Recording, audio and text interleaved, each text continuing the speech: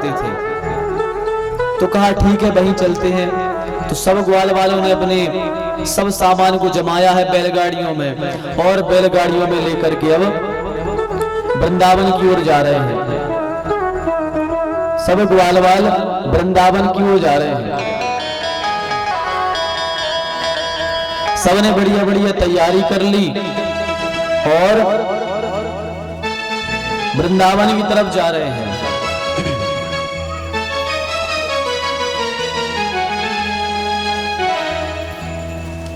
तो सभी बड़े भाव के साथ में वृंदावन की ओर चलेंगे।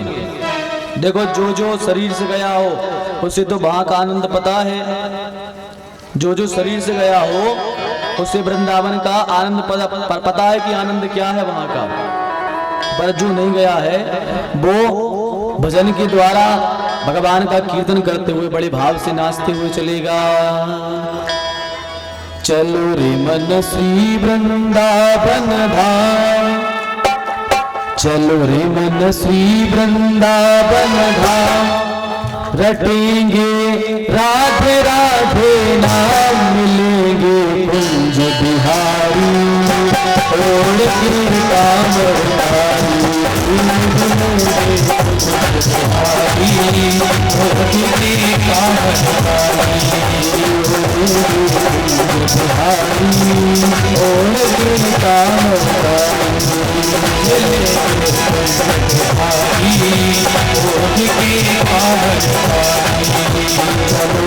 श्री वृंदावन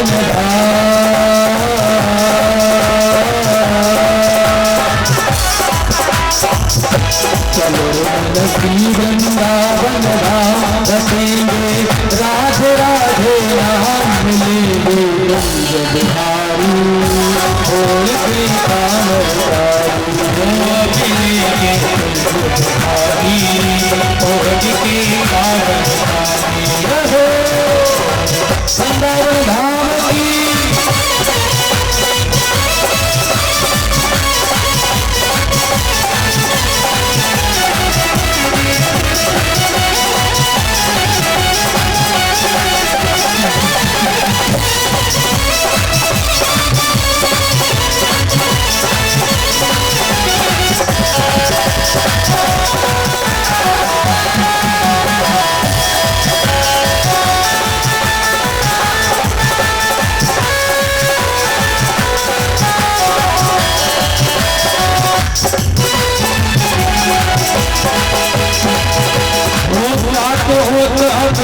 अपना जी जाएंगे, साथ होते हम सी अपना जी जाएंगे, कृष्णान हम जीवन सफल बनाएंगे, कृष्णान हम जीवन सफल बनाएंगे, साथ होते हम सी अपना जी जाएंगे, कृष्णान हम जीवन सफल बनाएंगे, कृष्णान हम जीवन सफल बनाएंगे।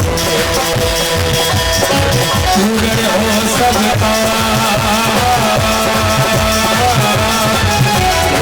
पूर्ण हो सबका, घटेंगे बाहर राधे राधे राधे राधे राधे राधे राधे राधे राधे मिलेंगे होली के बाद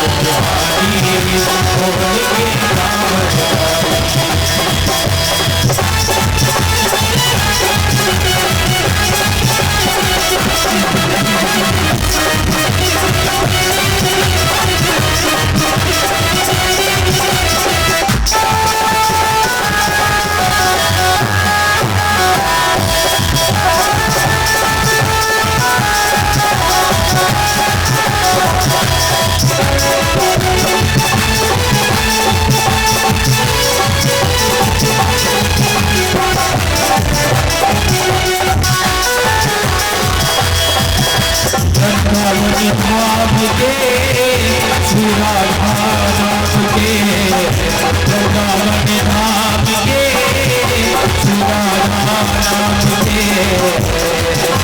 पागल पागल है वृंदावन धाम, पागल है वृंदावन धाम के,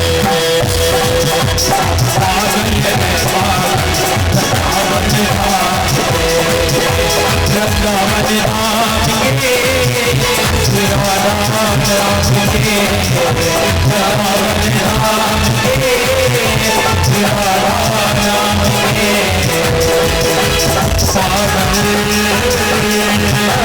पागल पागल है पागल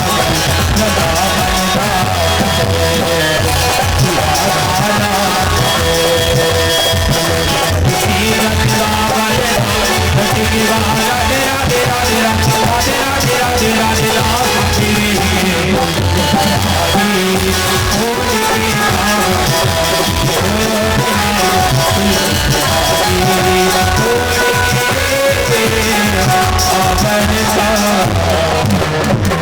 वृंदावन धाम की जय हो। सब ग्वाल बाल मिलकर के वृंदावन धाम पहुंचे। वृंदावन धाम में जाकर के बढ़िया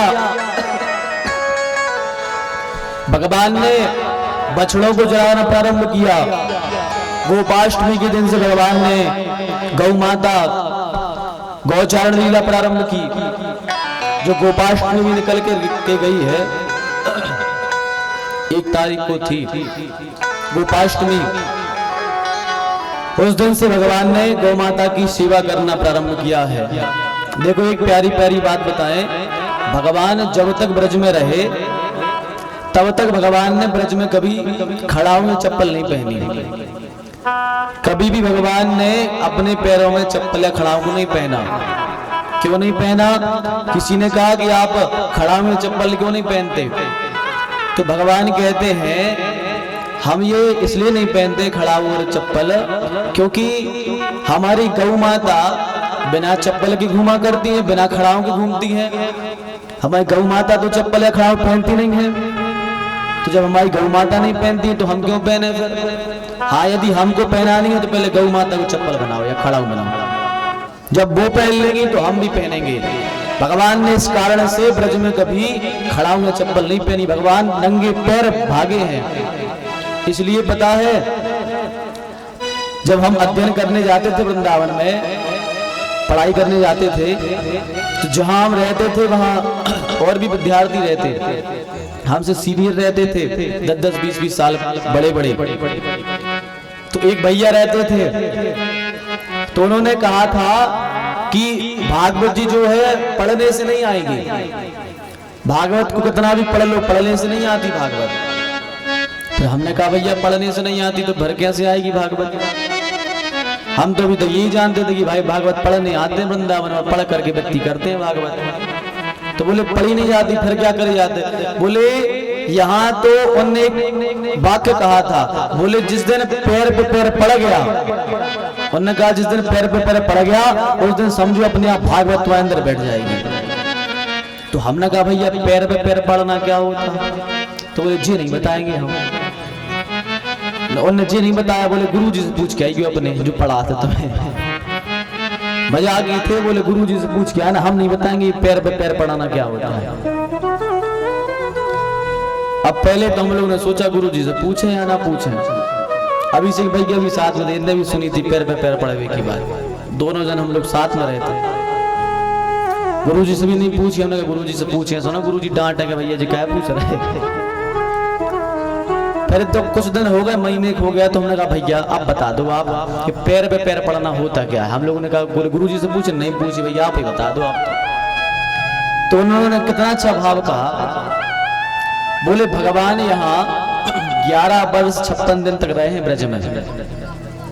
बोले 11 साल भगवान रहे और सारे वृंदावन में बिना खड़ाओं की भगवान ने तोड़ लगाई है।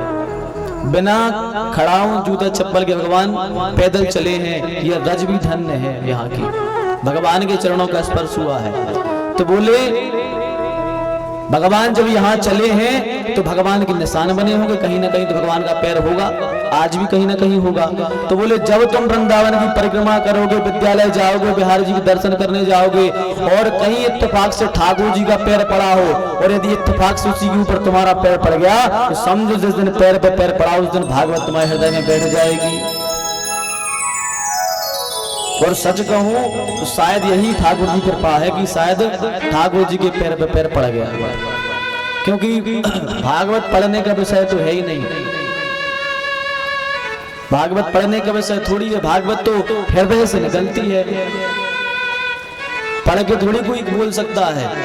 भागवत तो जैसे गौ माता होती है, भागवत के विषय कैसे होता है, गौ माता होती है, चारा खाती है, रोटी खाती है, नाना प्रकार की कितनी औषधि खाती है, कई अनेकों चीज खाती है, इन सबको खाती है और खा करके जुगाली करती है, और जुगाली करके क्या करती है, दूध बना करके दे देती है।